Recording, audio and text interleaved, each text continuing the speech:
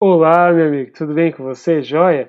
Hoje nós vamos falar sobre um assunto bem empolgante. Você gosta ou você é romântico? Você gosta que as pessoas o tratem de forma romântica? Você já vivenciou um amor não correspondido? Você já teve esse sentimento de querer que alguém sinta esse sentimento por você? Hoje nós vamos ver nessa aula de hoje. Nessa aula de hoje nós vamos falar sobre romantismo na poesia. A poesia romântica, o que a gente tem que entender? Quando surge essa poesia romântica, nós temos que entender como que surge. O Brasil, nesse período, ele estava vivenciando um período tão diferente e tão mudanças significativas. Quais eram essas três mudanças significativas? A primeira delas foi a vinda da família real, e a consequência da vinda da família real trouxe essas três significativas mudanças, que foram as transações comerciais aumentaram, o intercâmbio cultural também aumentou, e a imprensa, que era o fundamental meio de transmitir as obras literárias, também começou o auge do crescimento desse período. O que nós temos que entender? A consequência desse período foi a independência do Brasil. Essa independência que não foi apenas política, mas também foi literária. Esse período foi tão significante porque, com base nisso, vai surgir a nossa primeira obra, que é a nossa conhecida obra como Suspiros Poéticos e Saudades, que foi criado por Gonçalves Magalhães. Essa é uma obra que os vestibulares eles sempre cobram e sempre ressaltam essa importância desse assunto. Por quê? Os poetas, né, o poeta Gonçalves Magalhães, ele não se encontrava no Brasil. Ele sentia muita saudade do Brasil. Ele sentia muita saudade dessa característica, dessa vivência que nós temos hoje. E o que acontece? A consequência desse assunto é a criação das características principais desse período.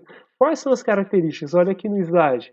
Bom, nós temos aqui o subjetivismo, ou seja, o poeta escreve utilizando seus sentimentos. Ele utiliza a sua idealização, essa idealização que está presente na idealização feminina, em todos os outros aspectos que estão presentes. A consequência disso foram as outras características, que foram o sentimentalismo, e meu amigo, essa característica pode se enquadrar com você aqui agora nesse período. Você que sente a necessidade de alguém ter um sentimento ou de ter um sentimento correspondido por alguém, isso é um egocentrismo. Isso é uma das características do romantismo. Você sente isso, você é um romântico. E olha que importante nós falarmos que, além disso, nós temos o medievalismo, que nosso herói medieval é o índio, e também nós temos essa religiosidade. Em outras palavras, o autor ele se apropria dessas características religiosas. E também o autor faz essa idealização feminina e também o gosto importante pela noite. A noite é a fonte de inspiração dele. Ele se inspira todas as vezes quando ele está na noite. Como que esses autores escrevem? Utilizando que tipo de vocabulário? Olha que importante. Um vocabulário simples, métricas, populares, ou seja, as rimas são fáceis de compreender para aquele período. Uma liberdade formal, ou seja, o autor ele pode escrever de quaisquer assuntos e uma descrição minuciosa e a utilização de duas figuras de linguagem importantes, a metáfora e a comparação. A mulher é como uma deusa, a mulher é uma ninfa presente na minha vida. E olha que importante a gente entender que isso culminou para as três gerações românticas.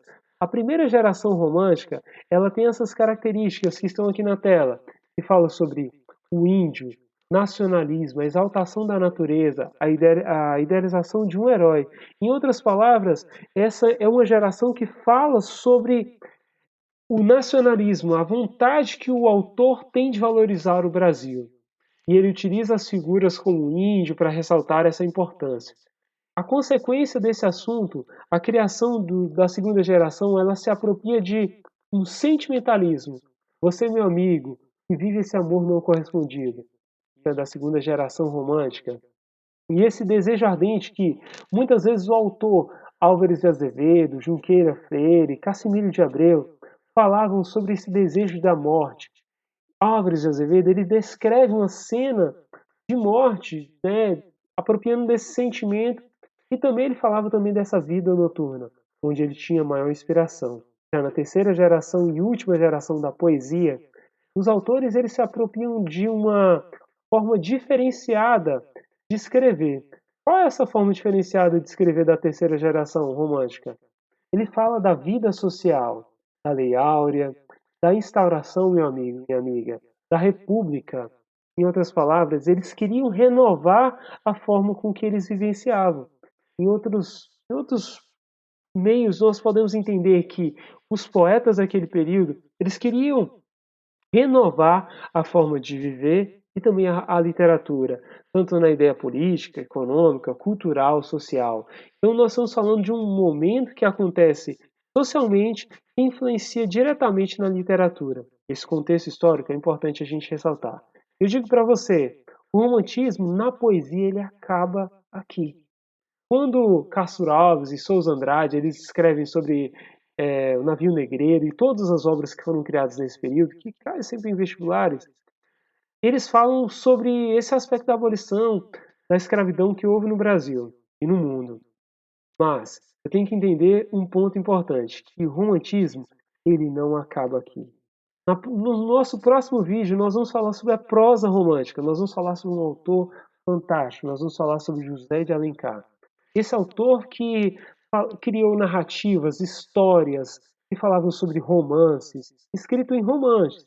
Ou seja, ele falava do romantismo escrevendo sobre o romantismo. Em outras palavras, ele vai falar sobre diversos assuntos que eram vivenciados naquele período. Isso nós vamos ver no nosso próximo vídeo e aquele abraço para você, meu amigo.